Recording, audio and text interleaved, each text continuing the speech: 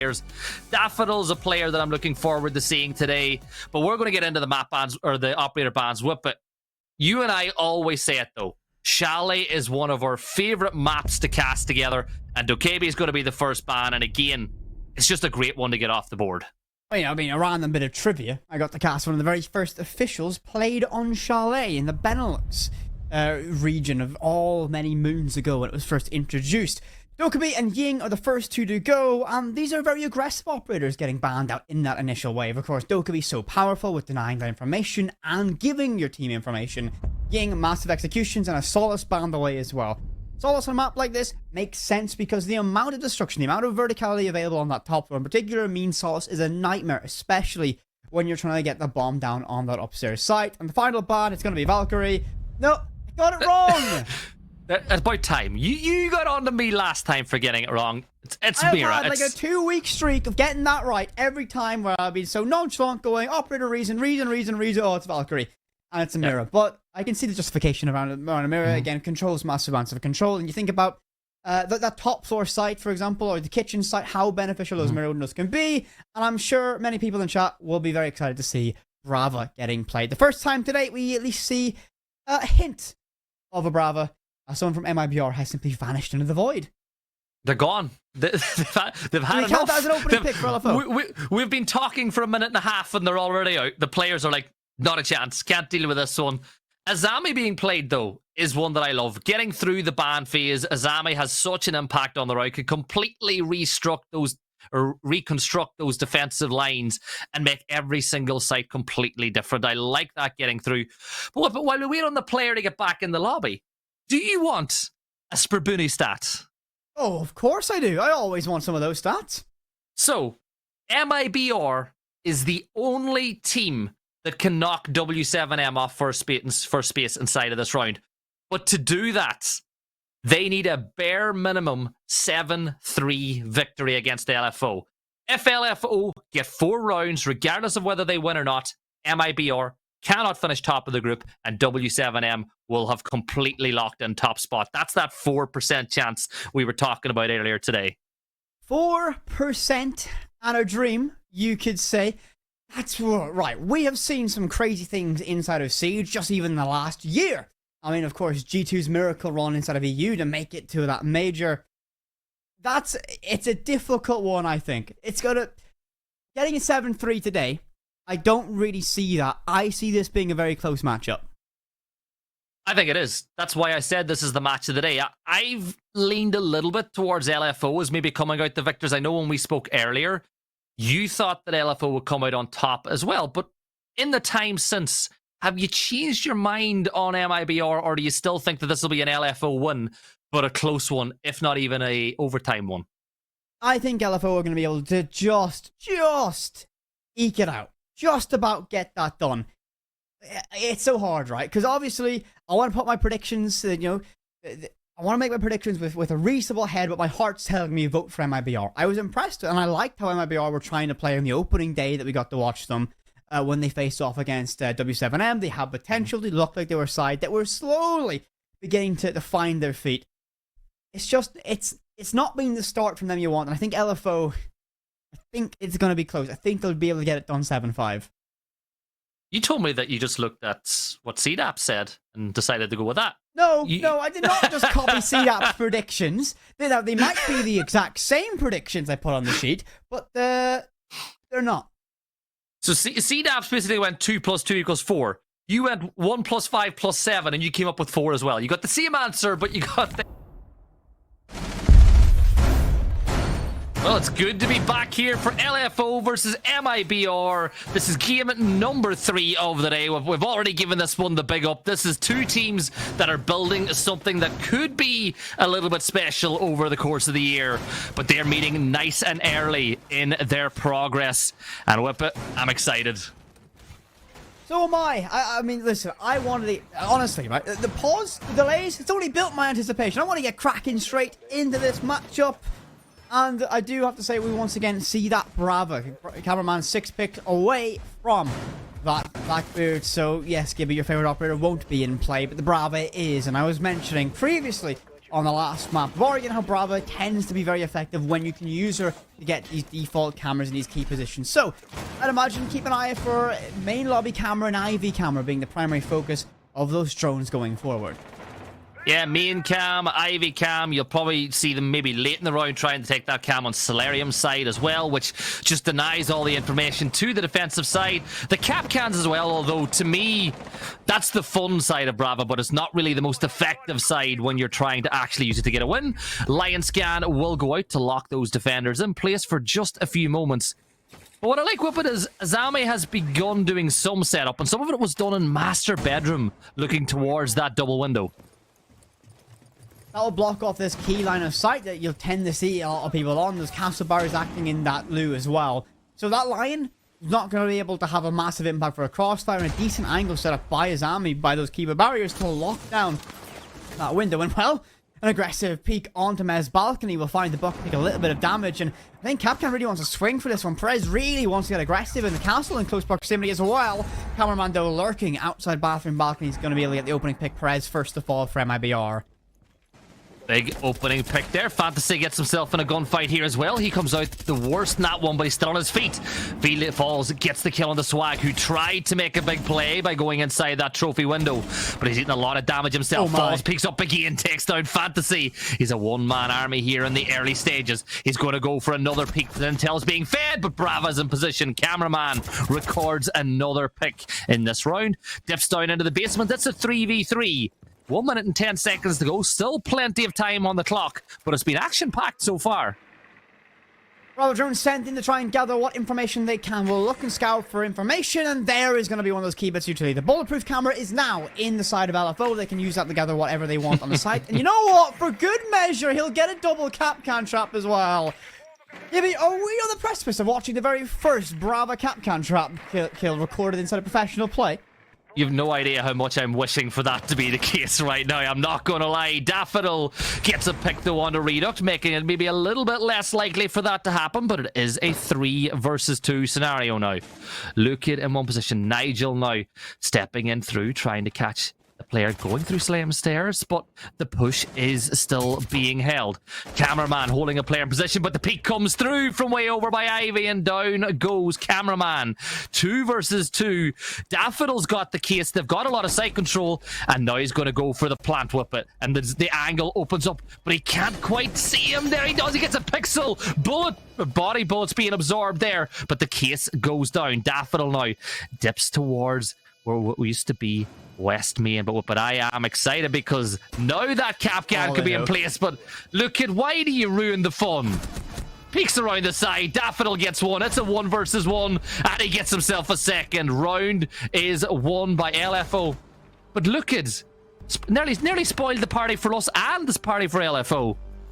Nearly. It would have been lovely to see that, but again, it's not the primary purpose. The bulletproof was the main goal of Cameraman's utility in that situation. Fitting that he would be able to get himself a camera. But that take is very well done by LFO, and the patience they had, right? They had the entire map controller, the entire site on their lockdown, and they waited to try and catch what they could or what was remaining of the defensive side of MIBR. They just couldn't find it. Kendall and Daffodil in that 1v2 post plant and locks it down beautifully, gets the job done. An opening round does go for LFO. The script for Chalet, we're looking at probably LFO having a good offensive side, as tends to be the typical storyline here. We're looking probably at a 4-2 offensive split, what I would predict. Some Sperbruni stats up on the bottom of your screen. A reminder again, MIBR with a 3% chance of topping the group with a regulation win. The only team that can now remove W7M from their position.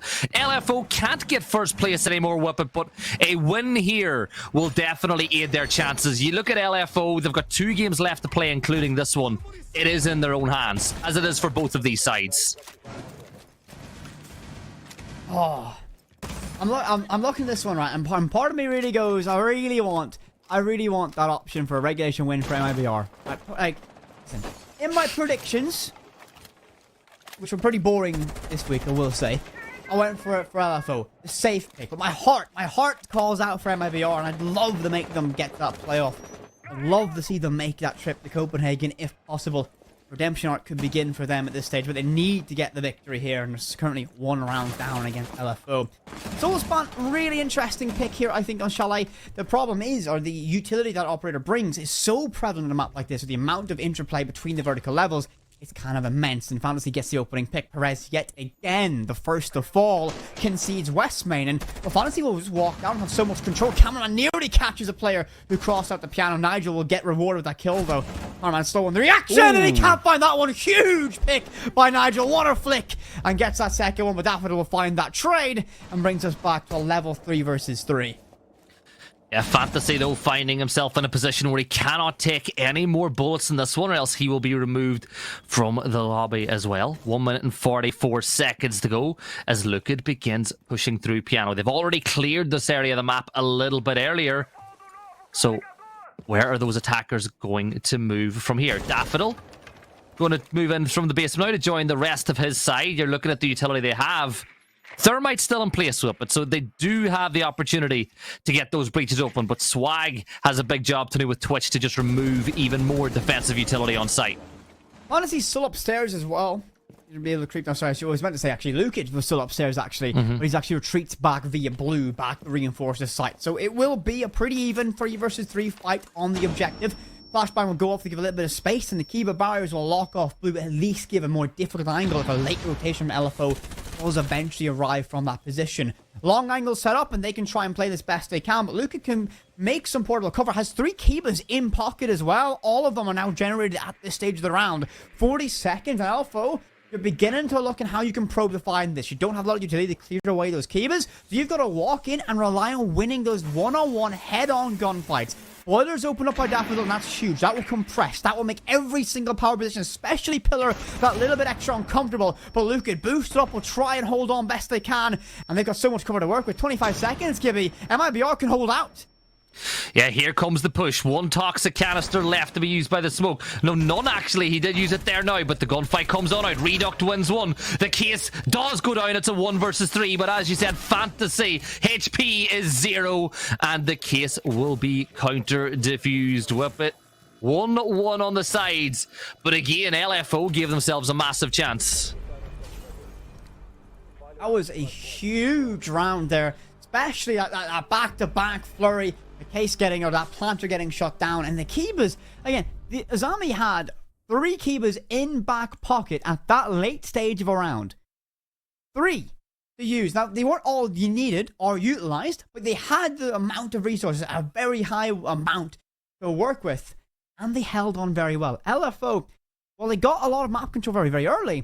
That transition from that early to mid stage towards that execution was very slow from them. They left themselves with not a lot of time. When that timer begins to creep towards red, that final 10 seconds, that's when things get very, very tense. And ultimately, MIBR were able to capitalize fully on that, get themselves level. Your roamer as well, Nigel, got himself a 2-for-1 on the top floor, and that's absolutely huge. You spoke about the missed opportunity. Was it cameraman, I believe, had the angle and wasn't able to stop him from pushing through piano. Then he got his 1, and then to boot, he took down cameraman as well. You know, you win and lose a round as a team, but one player can definitely have a huge impact, and that's what Nigel did in that last round. Huge individual moment. Huge 2K, especially that reactionary shot to find cameraman just lurking on the roof. Similar lineup for once. Oh, it was disgusting. It was filthy, Gibby, as you said. Find that one. The cameraman was probably surprised at that one. He'd look up in dismay. Like, what's just happened? I've just been absolutely slammed. However, we'll see that role of Jackal's been moved away. The addition of Sens, and I have a feeling we all know what that might begin to lean to. That's going to be the primary use or the primary tool of this execution for the side of LFO. And see that little check? Perez is a little bit cautious about these Capcan traps. And this is the main lobby camera getting hacked. That now goes to the side of LFO. Bulletproof as well. This is what makes Brava so powerful. All that information now goes to the offensive LFO, and they can save their drones for more direct purposes like droning in on entry, because these flanks, they're watched by the defaults that were set up by the defense. We've seen loads of teams set up different ways of defending the site, and you've got the BP there, which has now been taken away by LFO. Teams like to put Malusi gadgets there from time to time as well. That's now been removed from the Brava as well, as they're able to have that impact on the round. And now the player playing up on top of the balcony by Fireplace's position, just a little bit more dangerous. So Perez needs to win this one. Tries the pre-fire onto Raps, and oh, Raps, you got to stop that. That is disgusting as well. Lukin takes down Fantasy. Would bring us back to a 4v4, and Falls is going to get taken down by the Jackal. Cameraman traded back the other way. Redux gets one on the Swag as well. It's a 3v2 as the kill feed has lit up with a flurry of activity. It's all down to the Sens and the Brava if they want to win this next round. Minute 20, lots of time to begin to work this one out. Sens and Brava, not necessarily the dynamic duo you'd expect to be able to find this one. They have the execution utility. They have those Sens gadgets, those walls of light that they can send on out. Can they capitalize fully upon it? MIBR don't need to play, don't need to extend. They can hold their angles, hold their crosses, play for trades. After the lurks inside of mud could be a problem. LFO at this stage just probing, but they don't really have a lot of resources to do so. They'll rotate, try to play closer together. That's what that is. But Redux holds his cross and Ivy stairs perfectly. It's not going to be easy to get control, especially when you're crossing from mud. You can use a Sens wall at this stage, and that might be the only lifeline they have. I think that's exactly what they'll do. Send one out, try and cross deep, but 30 seconds, Gibby. This is going to be a very tricky one to land. Yeah, Raps changes position now to try and get control, but Lukin is still playing in that position. There's that cross being held. Redux gets his one. And now Raps is all alone by himself up on the balcony. 22 seconds. Another peek will come through because Lukin knows that he can afford to do that with the numbers in their side. And that is a second round one back-to-back by MIBR as they take the lead 2-1. Very, very well played for them on the defense. They're not taking a lot of risks. They're being very risk-averse, which is exactly what you need to do on a map like Chalet. The reason about Chalet is the fact is it's so easy to hold rotates and crossfires. I mean, while Nigel won the fight 2 rounds ago on Cameraman, positions like that are a nightmare. The Chalet's full of them. MIBR will not expose themselves to that one, or at least try to mitigate that best they can. And it's worked out so far. Get themselves a 1-round lead here against LFO. They'll move upstairs to the master bedroom bomb site. I'm very curious. This is the one I love to watch how teams break down. Solar takes are some of my favorite to watch in all of Siege. Please, LFO, please give us solar take. I just feel like the solar take win rate seems a little bit higher than the old clear pushing through library and across. And one of the things that LFO are looking to do, or MIBR are doing to mitigate that risk again, is by putting that first Kiba barrier on the master bed, allowing the player to play a little bit more aggressive. Now, if you're going to play aggressive on the master bed, you need someone putting pressure on solar windows if there's anybody playing on that side of the map as well. Nigel goes for the early spawn peak, hoping somebody will step up by the helicopter, but nothing to be found in the early stages. But look at the little maze that they've made over by library. So many head holes and footholes that, as an attacker, if you see that, you don't really want to step in there, do you? Makes you very cautious at the bare minimum, I would say. It means you have to commit a lot of time to droning out and getting solid information. I do like that. Akiba on Ivy as well creates a nasty, horrible one-way down towards games. It's so difficult to fight against. And well, Swag might have to deal with that one. He'll creep his way inside of stock at least, not to deal with it for the time being. He could be a massive problem. Nigel holds on down to Ivy and expect this my Nook engagement to be one of the first ones we see in this round. As LFO, a very map-wide take from them so far. Probing, poking, looking to clear what the utility they can. Ivy's shield will likely get burnt away if it's deployed. I believe it is. Those Flores drones get sent in, but caught out by that window, and that window's repatched as well. So another huge utility sink required, and Cameraman's, well, got no more of those drones to work with.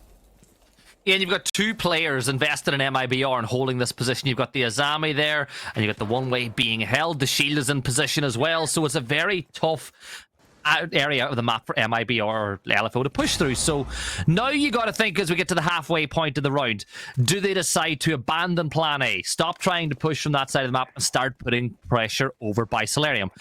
Big 1v1 about to kick off here, though, as the Nook begins to step on through. Perez misses the opportunity with the C4, and now he's dancing through Trophy, and there's Fantasy to pick up the kill. Now they've got that open and pick. Now they can begin putting some pressure on the Solarium. Swag coming under heavy fire. He gets taken down by Falls, though, who uses the verticality beautifully from on site. And down below, and Lukid, escapes at a single point of HP. Lucky to still be alive. The second nade tossed up with no information to back it up, so he'll survive. He knows pressure's down below inside a trophy. He can at least be aware of it. Cameraman gets one the redux, and MIBR begin to falter. 4 versus 3. Nigel has to come back, but worry about that cross of windows. But the keeper barriers give them extra bit of cover. Nigel gets crossed, that rotation. Fantasy gets that final pick, and now we're 4 versus 2. Falls will try and hold on, deny any pressure from Solarium, but so much utility, so much flashbangs being tossed out, and it's going to be an absolute nightmare. Falls on low HP. Luca gets one to Fantasy. 30 seconds. Cameraman gets one to Luca, and now Shotgun up and close and personal. Gets one in DBNO, but can't find any more. Daffodil in the window will get Falls, and LFO tie us up back to 2 rounds apiece. I appreciate the spawn peek, the prone peek though, but with the shotgun. It nearly worked, but he was ready. The one weapon you don't want looking at you whenever you're prone peeking through a door is probably a shotgun. It might be on the list of the last thing you'd want to deal with. Oh, I'm going to prone peek someone swings close to the super short egg. Hello! Yeah, not going to be number 1 on my list of favourite siege-based activities. But LFO, the way they attacked that round was beautiful. They probed around and looked for ways in. And the utility usage got drained out by MIBR very, very effectively. Cameraman tried to use his Rotero drones to clear Ivy or clear that shield just by double walling on Office. And guess what? Window got patched up time and time again. Rotero drones ran out and they had to make that late adjustment to push directly for that Solarium window. And they were able to get the pick to support that one. So very well done or well-read rotation from LFO.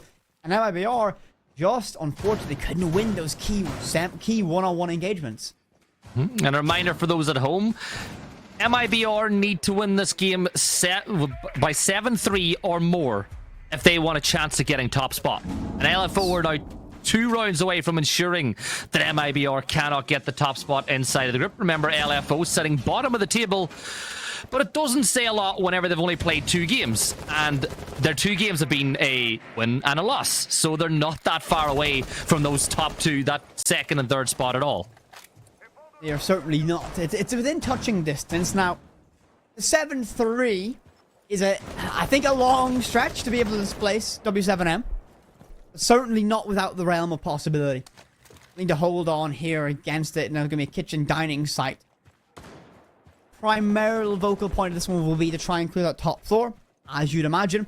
For the side of, for LFO, rotation held by trophy window. This is one of the most nightmares, and this is one of the kind of the quintessential quirks of a map like this. Now, they're not going to hold it any longer, but those long lines of sight that can hold these deep rotations can be a huge problem. And Solarium initial pressure will arrive to try and displace what they can upstairs to get that control, to hold the vertical and force that execution down in the latter stages of this round.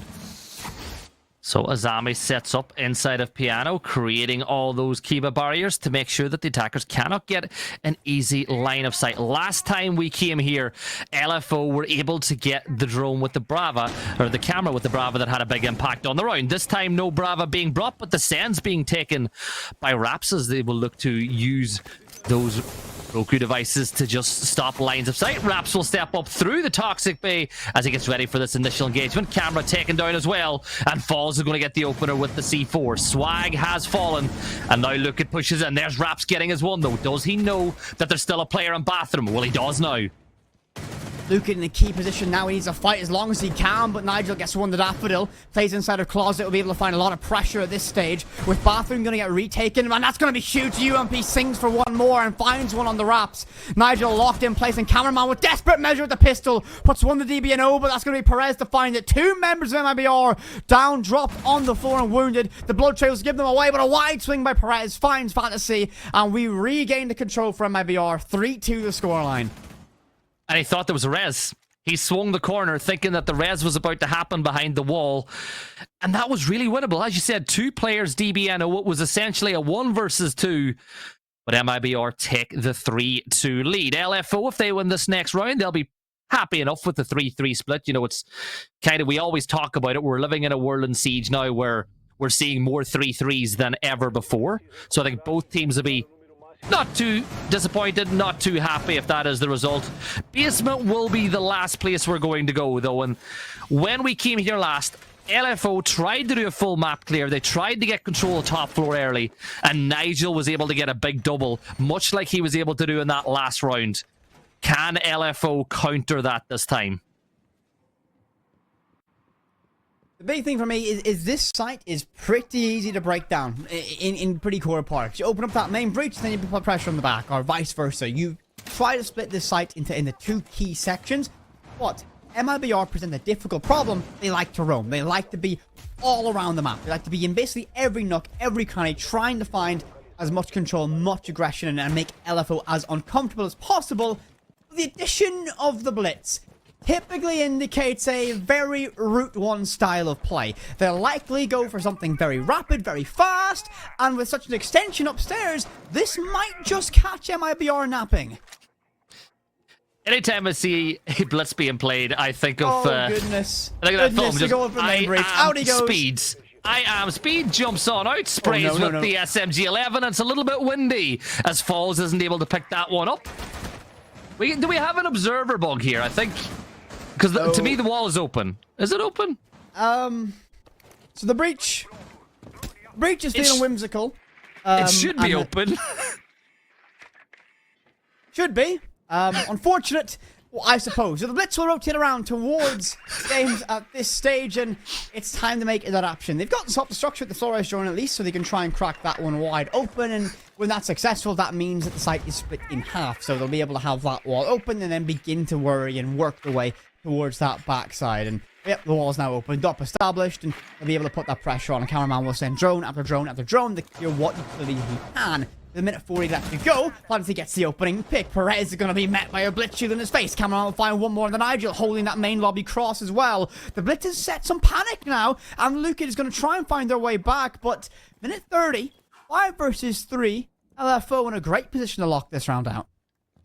They really are. Look, it's still playing on the top floor. We've seen it before in the past, how big an impact the late round flank can have on the side of the defense. Falls still has those smoke canisters to hold it back. Kiba barriers being set up as well to just make it even more difficult to push on through, and he is going to get taken down. Daffodil gets one, traded back by Falls. It's a 3v2 now. Lookid trying to fly from behind, doing a lot of damage on the cameraman, but he manages to push down main. Case is being put down. Another toxic canister has been thrown, but it ain't going to have an impact. Case does go down. Raps was a second too late to the party. And now what can happen? 3 versus 1. Falls is actually locked out by his own Kiba barriers. He has to try and push back. It goes. Raps Falls. 2 players outside. Flores Jones to work with as well. One gets shot out, but look at the time on the top of your screen. Basically unwinnable for the side of MIBR. Falls will need a miracle to try and choke out what he can. He can't realistically even try for the long. I mean, he needs to win this one. And cameraman shuts it down. A 3-3 level split here on Chalet. Going level into our second half of play. We talked about how these teams are likely going to be very close opposition for each other, and it's been a back and forth brawl between these sides. No one has found clear separation, and look at this from Falls. He's got a perfect shooting gallery basically, and well, it's unfortunately a shield he has to deal with. Unfortunate peak from him, couldn't get his reward, and ultimately MIBR lose that 1 round advantage. The wind just picked up. You kind of have to win those if you're going to jump out that window, especially when you're not even getting shot at. The player is sitting on his drone. So LFO now, they elect to start their defensive half in the basement. You always like to say this is the most important round of the game, or one of the most important rounds of the game. If LFO manage to win their first defense, they take first blood, and it puts them in a comfortable position for the rest of their defending rounds. If MIBR manage to win this round, it turns up the heat a little bit on LFO. Reminder for those at home, LFO win this next round and MIBR cannot top the group. The question I'll pose, do you believe that the players came in knowing that level of stakes are... Because I don't think they would. I think this is for MIBR, yeah. I think it's for our perspective, it's lovely to know this. Like, it adds that extra depth. But for these players, I think the good thing to preface is they're likely just going in going, we need 3 points. That's the fair one, I think, for them that they'll need to be able to find. If you're sitting playing this one now saying we need to win this game, you know, 7-2, 7-3, I think your priorities are a bit wrong. It's about the win. Get the win, focus on the next one. Maverick Trick coming in to open up this wall. It feels like we've gone back in time a little bit because it has been a long time indeed since I've seen a chalet wall being opened by the Mav Trick. So you've created the soft wall on one side that can be opened up by the Ash Charge. You've created a row of, or a hole that's head height the other side so you can peek from a little bit of relative safety in towards. And now you've got the freedom of the rest of the round. You have 2 minutes. You can flip all the way back to the other side if you want. You can go down through wine and open up them walls as well, just to keep the defenders on their toes. Or you can just wait for the inevitable. Someone usually will peek breach at some point, and you can take that pick then to put some pressure on the site. It's the biggest allure, right? An open breach. Who doesn't want to peek an open breach on Chalet? I certainly do, to my own demise too many times, but MIBR will find that opening pick and doesn't arrive in that main breach, but it will be Daffodil first of all. We'll lose that Valkyrie, but the Evil Eyes, or the Valkyrie cameras, already placed around the map. Utility is deployed, but they've lost a C4. Cameraman's already expended his as well. Looked a little aggressive inside of Trench, but couldn't find success. Raps and the Frost upstairs with that double roam, trying to retake West Main and potentially walk down Trench. The long angled open up the main breach as well. Everybody on site is going to feel a little bit squeezed, a little bit compressed right now, and the pressure inside of Dining, well, they've detected it. They know it's there now. You've seen that Frost mat, haven't you? The one that's by the boiler wall. Don't even. Anyway, I'll tell you what, the Frost's going to be able to get one, get a second, and Fantasy goes huge. Double vault in, had no idea. The Kaid now locks one player inside of Kitchen. And you can imagine Frost will be able to pop up West Main and find one more, and does so. Nigel's next to go. LFO, dismantle, and absolutely crush MIBR's push. But falls, fires back, gets one traded, and gives a lifeline for his team. Ice cold by Frost there as he was able to bite a couple of those players as they attempted to push through Westmead, and he's still not done. Job's not done. Reduct gets one on to Cameraman, putting us back in a 2 versus 2, so Frost will eventually have to move, and I think they're still hyper aware that there could be a player over by that window, so there only is Raps on site, and his HP ain't looking good, but the case is being held by Fantasy. No. Fantasy shut down, but do they have enough time? 12 seconds to get the case, but it doesn't matter. Falls is able to take down. Falls able to get the kill, and MIBR win the round. I'm not sure how I felt about huge recovery. Yeah, I'm not sure how I felt about 2 players holding the case though with that little time. Get 1 player back on site in case the player holding goes down. The situation there is the fact they were played very separate from each other. There was no trades, but look at this though. Fantasy, ice cold as you said, pops up. Here's the vault, knows how to take those fights one by one. But that pick right there by Redux, that is the must win of that round. And it goes for MIBR. The round goes for them. They now have that 4-3 advantage. However, this game has been back and forth. No team has got a solid 2-round advantage at this stage. So, LFO, can you return that serve? Can you find that trade? Can you get yourself back to that 4-4 stage? Or will MIBR be able to pack together a little run of rounds that could really turn the tide of this game? You get the feeling that if a team goes and gets a 2-round lead, that'll be the team that goes on to win it. That's how tight this game is feeling. The team that kind of breaks this endless kind of feeling that we have of just throwing punches back and forward over and over and over again will go ahead and take the win. The reminder, LFO on defense now. Their defenses have been pretty okay this season so far. Reminder that they did play against W7M, and it was a W7M that were playing on form with a 7-3 lead. So you can't take too much out of that game. You know the way you always said you can't take too much reading out of the first round of a game sometimes?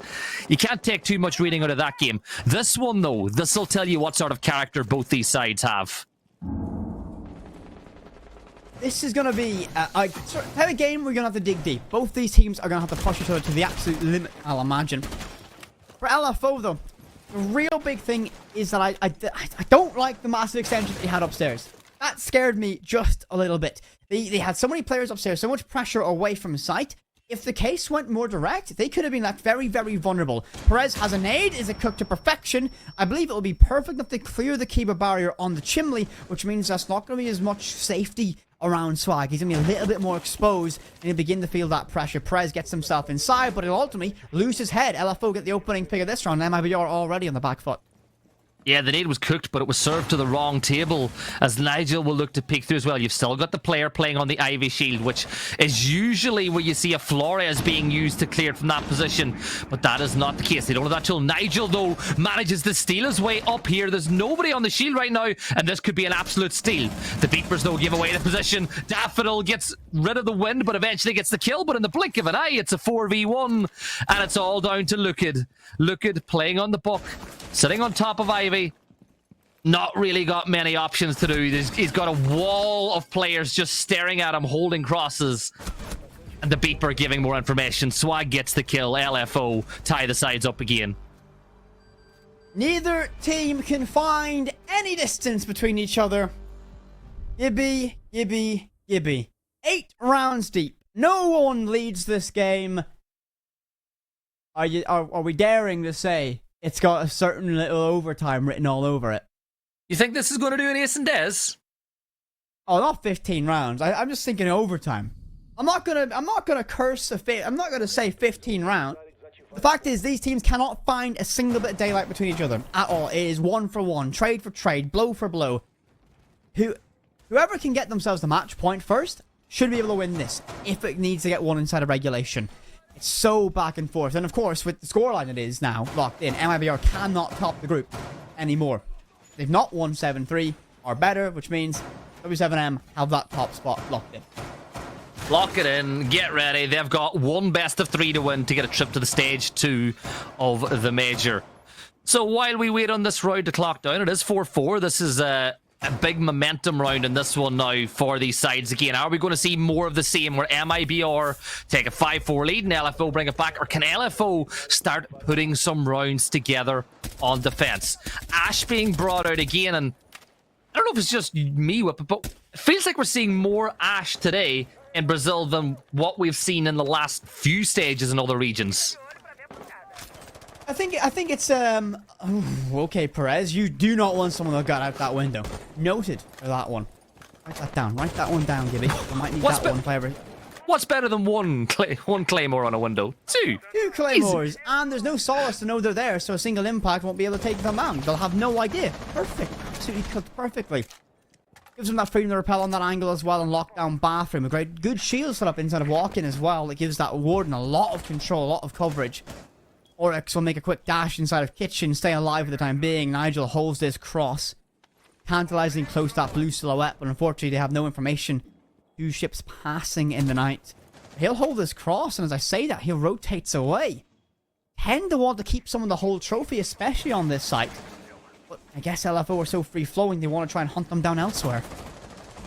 Again, it's just all about holding back those rotates, making sure the defenders don't have the freedom of the map, which at the moment they kind of do. One of those key barriers are moved on as Swag is going to peek through as he tries to pick up that kill, but it's not going to happen. Steps out again, locks down the window with the Kiba barrier. Fantasy takes down Falls. Reduct has gone down. Cameraman gets his kill onto Perez as well, as all of a sudden we're getting another flurry of action. Down goes Lukid, and it's all down to Nigel on the window. 1 minute and 22 seconds to play with, but we're not going to play with any more. Another flawless round coming in, and it looks, well, it's one of the first times that we've had back-to-back rounds, and that has called for a tactical timeout from the side of MIBR. Well, but is it just me though? And now, because we're watching this in Portuguese, does Intero's name just stare at you from the top of that screen, or is it just because I'm that ingrained in Siege when I see that word? Now you've pointed it out. I do see it, actually. MIBR I can't Parker. unsee it now. I can't unsee it. I mean, right, but MIBR tactical timeout's being called. For them, I think this is a good time to do it. Now, this game's been back and forth, so there was no need to use it earlier. It's a key resource for the team. They cannot realistically lose this next round, otherwise too much momentum will sit with LFO, and it will probably be that for the series. They need to get this one level, and that was a very chaotic round. I feel like LFO just kept winning one after one after one. No fights got traded, and there would be an amendment, a change for MIBR to maybe find. Get themselves in situations where they can trade off each other. That way they don't really ever lose anything from those engagements. I think you're bang on though. Like, it is the perfect time Stop to take agreeing with me. Stop it. Stop it. You're meant to disagree with everything I say.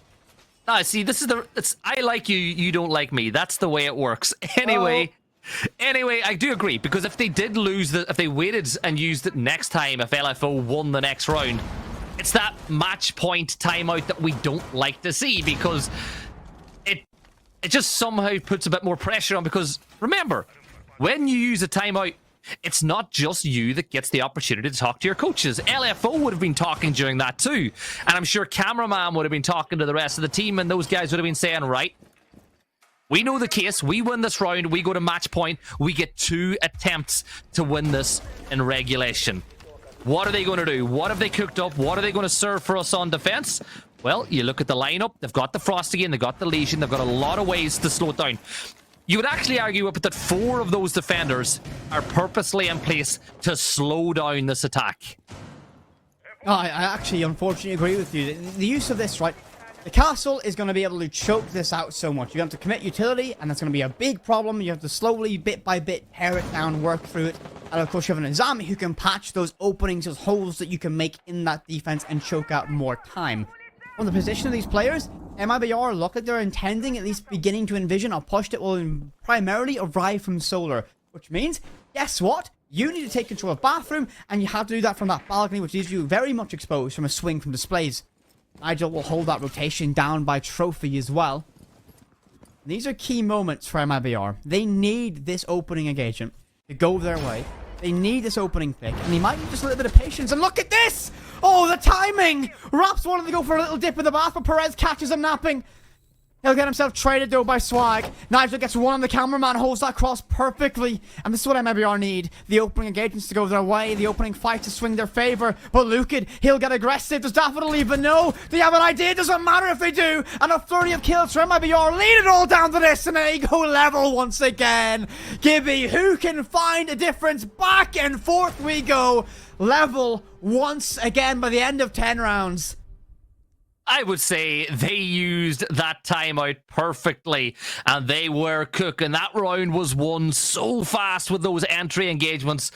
But again, losing the Azami, and not only that, losing the Azami in a way that is just so unfortunate on the side of LFO. Azami started vaulting in towards the bathtub as the window was opened in the animation, could do absolutely nothing. And then from that point on, MIBR put it into 6th gear, put the foot down, and really ran over that LFO defense. So we move into round 11, which, as you always like to say, means that we're going to see every single round in regulation in this game. Which of these sides, though, Whippet, are going to be the one that get that first try at match point? It's too close to call. It's actually too close to call in this one. No team can find a significant advantage. You look at Chalet, and in C globally, it leans in favor of the offensive side by a significant percentage as well. And no one's had that clear advantage. No one's had this. And what is Daffodil cooking in this one? I played in a stack yesterday that I think Ace got killed. Ace of Pirate got killed with that angle. And he was done. He was I can already imagine his reaction. I already can imagine Ace's reaction when he got caught by that one. Sees that in the kill cam and goes, yep. What is this technology? Like, nobody expects that peak. So, anyways, nothing ventured, nothing gained that time around. 30 seconds on the clock and no opening pick has been found. Cameraman will be an absolute nuisance inside of kitchen, inside of dining, as any player who looks to push in through trophy or main door will be met with his vengeance. Will they take him down? Raps is locked in position, as you expect your Azami to be inside of library, just staying alive, using the keeper price. Still 3 in the pocket with it, so none of them have been used yet. Well, there you go. 2 in the pocket now. Timing. Perfect time. We mention anything, and it happens either exactly as we say it, or the complete opposite of how we say it. As we say it. It's almost like you got this wonderful caster curse, Gibby. So, getting to the middle stage of this round, cameraman hunting drones. They know his position's inside of there, and they'll know there's a frost map. They'll have to check it deep, and oh! The threat of a frost kept cameraman alive there. Nigel millimeters away from finding one. They'll peek out towards kitchen now and try and find it, but they collapse. 3 bodies arrive. 3 angles, a whole cameraman in place, and send him to the Shadow Realm. Minute 20, they can begin to work with this one, but for MIBR, that is huge. They've got it done. They've got that opening pick, and they can play for trades all the way to victory at this point. So Daffodil rotates all the way back down and around as he pushes up through main. Fantasy still playing inside of stock, which is a position he will hold for a while. Uses the smoke to allow himself to cross inside of bar. Daffodil took a bit of a beating there as he went to peek the window. Swag has his cross though. Swag's job is very important. There's the Rotero getting rid of some of those keeper barriers. Swag's still in position. Nigel takes a lot of lead this time around, but he's still inside the fight, which is all that matters. Perez gets in a gunfight. Daffodil goes down. It's a 5v3. MIBR starting to storm the gates now as they look to move to match point. 30 seconds for LFO. The time will be their fourth teammate at this point. They need to use every second to their advantage. But Swag, this is a huge position. You can't vault into this window directly. And LFO are going to find two back-to-back. You're going to wander straight into falls, though, leaving it a 3 versus 1. Raps alone. But 14 seconds, Gibby! You can surely imagine this is going to be down to the absolute nail-biter it is. They know he's upstairs, but look at that timer, 5 seconds, and here's the case. He'll try and drop down, find so much damage. He'll break them best he can, but he'll drop to the Lion's Den, and Lucan will wrap it up. Match point for MIBR. As I keep saying, I spoke to cameraman and he said they threw their first game. They were in the position to win that 7-1, I think was the chance to win it, but they threw. Now, can they do the opposite? Can they claw this game back from match point? You need to win your defense as we take another Intero timeout. And I can't unsay it. I can't unsay it. I can't unsay it. It's the Intero timeout. LFO Intero timeout. You know what's worse? You know what's worse? Someone in chat pointed out, by the way, that it's Intero and then it's almost Pengu as well. Like, you got, like, 3 of the letters from his name. Oh my god. Thank you for that one. I'll never look at timeouts in Brazil the same ever again as we move on. But can they have that same impact? You know, once again, LFO, I feel like they didn't need to take the timeout at 5-5. You know, they knew that either way, they were guaranteed to be in a position where they could win one round to force overtime at the bare minimum. But here's the thing with it. Numbers matter. Numbers matter quite a bit in this one. LFO's chances of winning this one with a regulation win, or the chances of qualifying top 3 with a regulation win, were 58%. They have now dropped quite a bit. Actually, these stats have updated a little bit because of the results of earlier games. But now, it's 55%. It drops from 62 down to 55% if they win this in overtime. You know what I see? There's a 3% chance that MIBR top Not the anymore. group with a... Oh, Not it's anymore. updated since. Oh. Yeah. That was before the game. These were the stats before the game. That is true, because the 7... Yeah, I was... To be honest, I did channel out what you were saying. I was putting notes down on paper, actually. Yeah, but still, that has a big impact on this round now, because look at MIBR's chances of going through the top 3 with an overtime loss, only 51%. Oh, Daffodil. Goes fishing. Goes fishing, no one bites. Fantasy will try... Chuck, they did. Right. So I like this a lot. So they had a Valkyrie camera in back pocket and they just chucked it outside. Right? They only last 10 seconds outside the building. But that's enough to try and get that extra little bit of information they can to begin to predict and figure out where this push is going to arrive from. Nigel looks to make an entryway. And while cameraman swings out wide the trench and both players find themselves reduced to low HP. Cameraman will cover off his retreat and smoke off that trench. Raps inside of kitchen. This has been a death box for many members of LFO so far. That opening engagement, that works out in favor of LFO by a huge proportion, in my opinion. It does, and see the way Nigel recognized the fact that it was a smoke too and got out of that little killing box as soon as he took the damage so Smoke couldn't throw that canister and take him down. It was good appreciation for the scenario, even though he didn't get the kill. I've been so impressed by Nigel in this game so far, going 9-8. Now we're getting the information above. This is where the Valcams have an impact, and Daffodil wanted to step forward to throw the C4. They're all getting close together. He chucks the C4, waiting for the signal to blow, but it ain't gonna come just yet. But it is there. He's going to wait. He'll bide his time. Whenever he gets the call from his teammates, boom will go the dynamite, and hopefully for that side, a player of MIBR will fall. But a minute and 30 left to go. Still 2 players with low HP, Cameraman and Nigel. But remember, this is the round that LFO have to win. This is a must-round win for them because that's the only way they can force overtime now. And here comes the push with Ossa stepping down towards those trophy stairs. You hear the shotgun go off in kitchen, met by a double reinforced wall. It's going to be a difficult position with a shotgun so up close and personal, and coverage held as well by 3 bodies or 2 bodies in close proximity. This is going to be a nightmarish fight. Whoever wins this engagement in kitchen might just win the round, and Redux finds the opening. Valkyrie gone, Daffodil slain.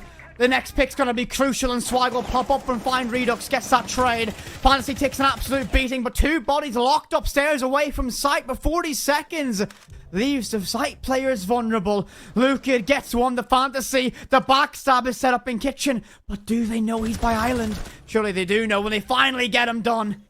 2 versus 4. MIBR on the cusp of getting it done inside of regulation. Cameraman and Swag, the last 2 players standing, make that just Swag.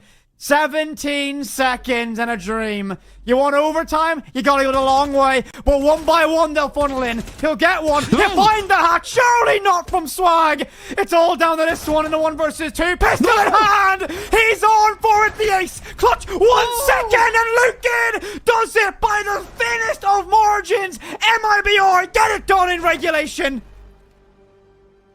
But Hearts, you can't. I'm old. You can't do this to me. Swag almost with the hero play at the end. He had to peek. He had to fight. But it was won with a 1v1 at the end of the game. Look at coming in clutch. MIBR win.